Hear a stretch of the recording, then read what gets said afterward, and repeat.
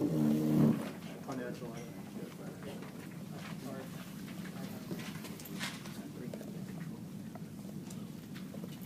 Mark, are we going to have the auditors on the phone in case there are questions? Or you'll run with it? Yes, we have the speakerphone here, microphone over the speakerphone. Okay. I do have to call him and get him on the line.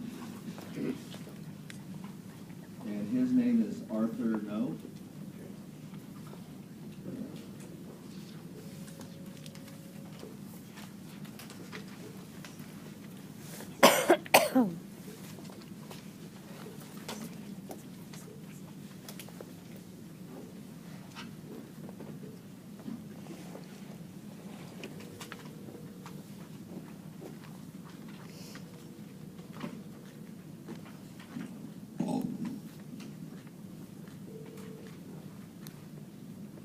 This is Arthur. Hello, Arthur. You are on speakerphone with the Citizens Bond Oversight Committee.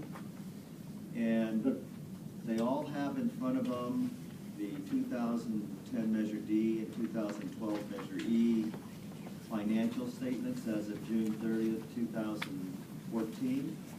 Okay.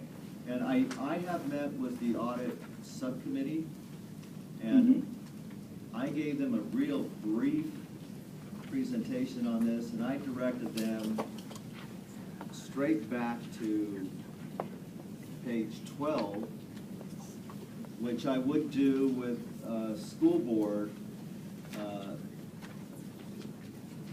presentation that I've done at prior districts, and state that the financial reports have been presented to the school board in the annual audit, the comprehensive district audit that included all funds.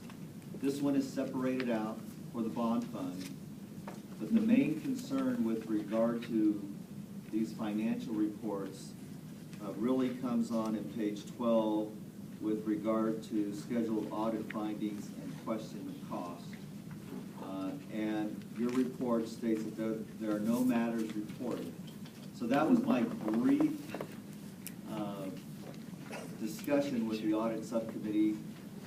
There were some questions from the audit subcommittee, and I'll let them direct those questions to you if that's okay. Okay.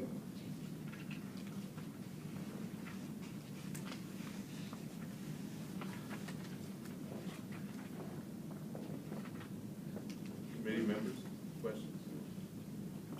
Hands up.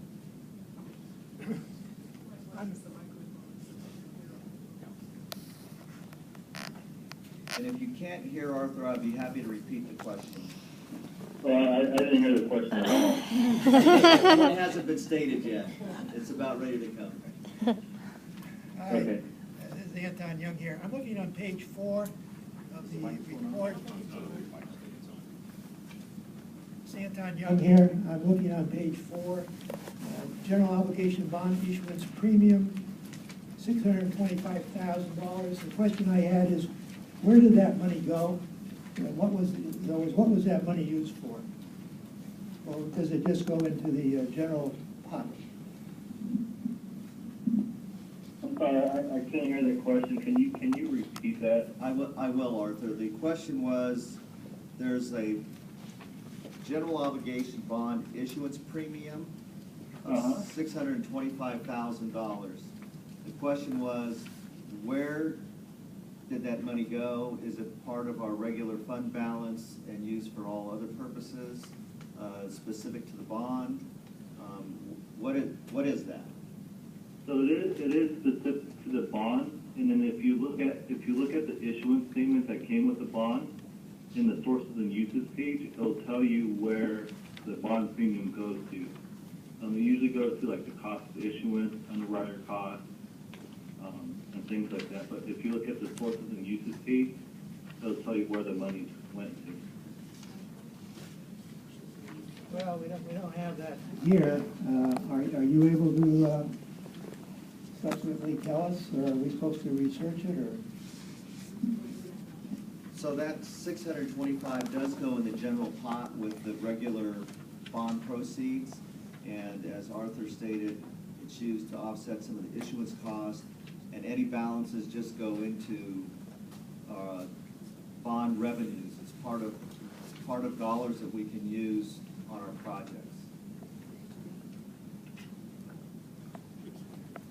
That's not what I heard. I heard that he said that that's the money that's paid out to the people who sell the bonds, the cost of getting the bond out.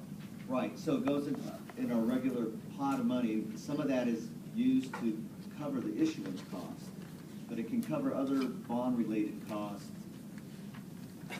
which, if there's leftover dollars from the issuance, that money can be used for projects. Is that correct, Arthur? Yeah, I don't have the issuance statement in front of me, but because I'm on the road. But if you open up the issuance statement, there's a page of the sources and uses, and down in the uses section, it'll tell you, I guess, where the money's going to. But bond premiums are usually used to pay the cost of issuance and underwriter costs and stuff like that. That's not in the audit report, so that's in a separate. Yeah, it's when the district issues the bond. There's an official statement that comes with the issuance, and they'll tell you where the money's going and stuff. Okay. And we can get that information to the committee at the next meeting. So is that then in effect fees that are being paid for the administrative costs of issuing the bond out of the bond proceeds? That's correct. Could we? There's a break down that? listing on, I guess, is that the POS statement, Arthur? When you say POS thing, I guess what do you mean by I guess POS? the official statement. There's usually a section with the financing plan, and it's called estimated sources and uses of funds.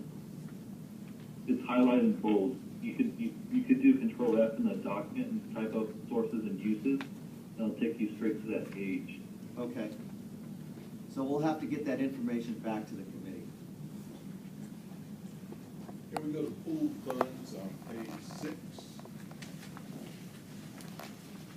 So now we're moving to page 6 under pooled funds, Arthur. We don't have any rate on what the earnings are in terms of the district with these pool funds. Are they risk averse? And is there a breakout report that this body can receive as to those funds?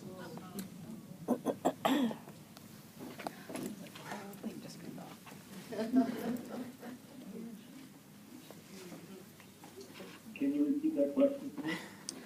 The question is the rate of return on the pooled cash funds located at the county treasurer's office. What is that rate of return? My answer would be that that's not part of this audit.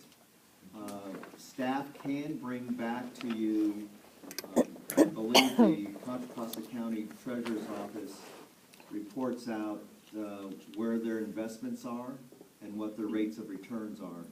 So I can bring that back to the committee if it would like. Right. For the committee, in terms of transparency, you know, it's often referred to, but they don't get any numbers in terms of the reference, and you've got a third-party relationship as well.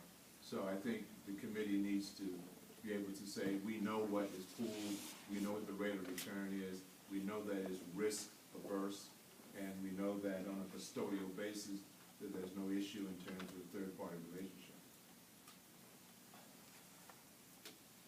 Staff can get that information to you from the county treasurer's office. Yeah, I think all that information should be available on the Contra Costa County Office's website. Okay. The county treasury report.